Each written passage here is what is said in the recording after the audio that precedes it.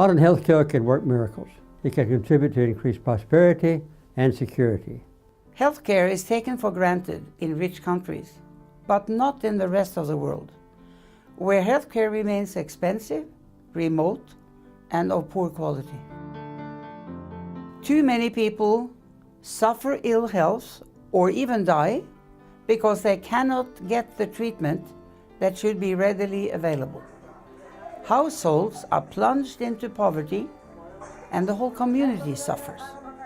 Everyone should have access to healthcare without financial worries.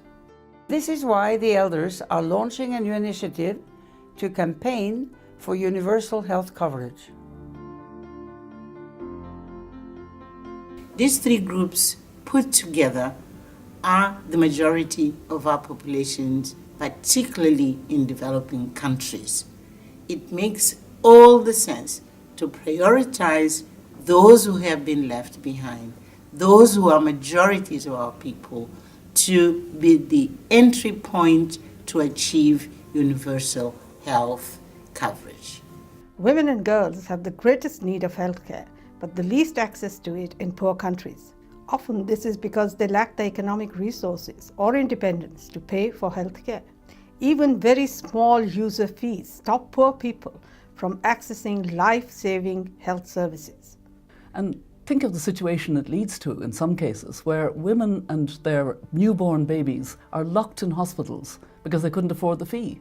That is not acceptable. Universal healthcare is therefore a way of delivering social justice, empowering women and ending dependence on patriarchal structures.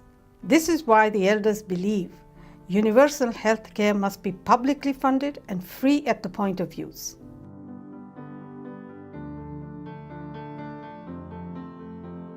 Universal access to health services would go a long way toward fixing the huge social and economic injustice that still prevails in the world.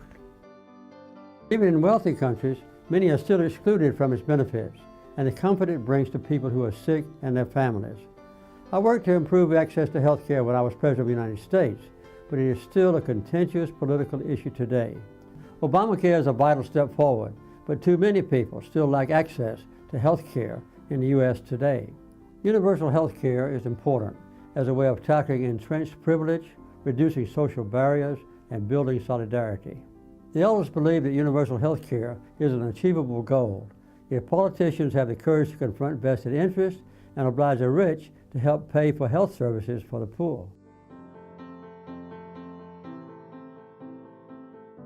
Access to health care has been a key part of the international development agenda for many years. Universal health coverage has been identified as a key priority within the Sustainable Development Goals. To be well educated, children need not only schools and good teachers, they also need to be healthy. This is why universal health care is a crucial way to secure the legacy of the Millennium Development Goals and why the elders are fighting for it.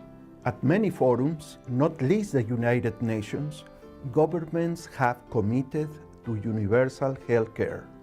Now they need to honor that commitment with sufficient resources and good policies. Health is a human right from the Universal Declaration of Human Rights, and it includes rights to food and water and sanitation. And it's so important that we see it as a right, because then people are empowered. Access to good health services without risking financial catastrophe is a necessary condition to enjoy other essential human freedoms.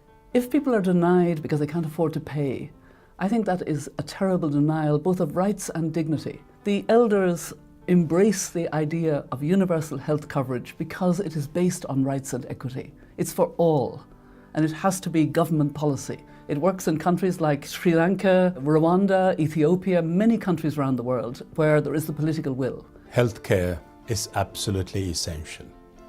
As Secretary General, I used to go to villages and visit hospitals. And sometimes you have a woman lying in bed, looking you straight in the eye,